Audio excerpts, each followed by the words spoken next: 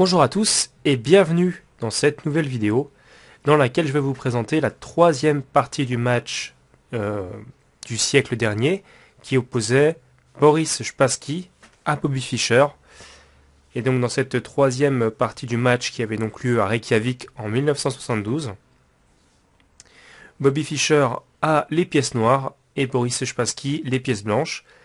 Et Bobby Fischer va déjà gagner un pion, vous allez voir de quelle manière. Il va jouer fou prend C3, puis après dame prend C3, tour prend E4, tour prend E4, tour prend E4, tour prend E4, dame prend E4. Et ici, les blancs vont jouer fou H6, menaçant mat en G7. Alors ils auraient pu jouer par exemple fou prend D6, mais après fou prend D6 et dame prend D5, eh bien ils auraient eu un sérieux problème dans cette position, puisque si le fou part tout simplement par exemple en F4, il y a tout simplement dame D1 échec, roi G2, fou C6 échec, F3, G prend F3, donc dame prend F3 est forcé, puis dame prend F3, suivi du mat sur G2 ou G4, hein, suivant si le roi va en G1, dame G2 échec et mat, et si le roi va en H3, eh bien c'est tout simplement dame G4 échec et mat. Donc on revient sur dame prend E4, et donc fou prend D6 n'est pas possible. Boris Spassky opte pour fou H6. Et après dame G6, donc pour parer au mat et pour attaquer le fou en H6, fou C1, qui menace peut-être par exemple de venir sur B2. Il y a tout simplement dame B1 qui cloue le fou en C1. Et après roi F1, fou F5, hein, qui menace par exemple de jouer fou D3. Roi E2, dame E4 échec, dame E3 pour parer l'échec. Tout simplement dame C2 échec, et on voit que le roi blanc est dans le trouble en fait ici. Dame D2, et ici après dame B3, la menace c'est clairement, vous voyez dame F3 échec, hein, dans cette position, avec par exemple la possibilité d'amener le fou sur D3, de retirer les cases de fuite du roi et de venir par exemple faire échec sur H1, de récupérer les pions, bref, il y a beaucoup de menaces. Alors ici, Spassky va jouer dame D4. Donc, je ne suis pas sûr que ce soit le meilleur coup. Pardon, dame D4. Et dans cette position, fou D3 échec est joué.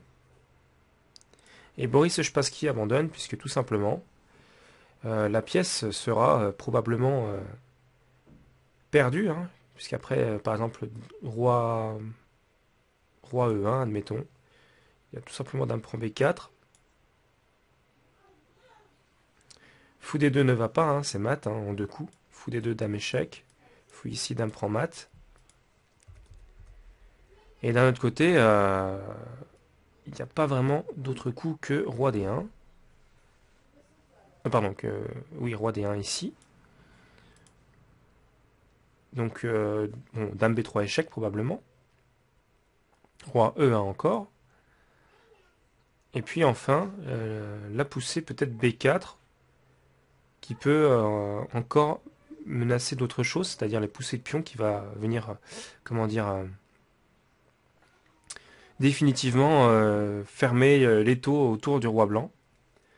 Donc B4 par exemple peut être joué, et après, je sais pas, peut-être dame E3, dame E3 certainement, dame C3 échec, dame D2,